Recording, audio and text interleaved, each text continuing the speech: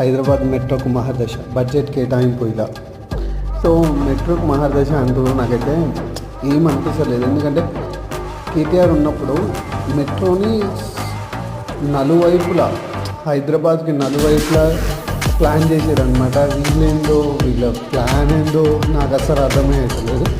అదే మధ్య నుంచి అటు తీసుకుపోయి ఎయిర్పోర్ట్కి కలిపినారు.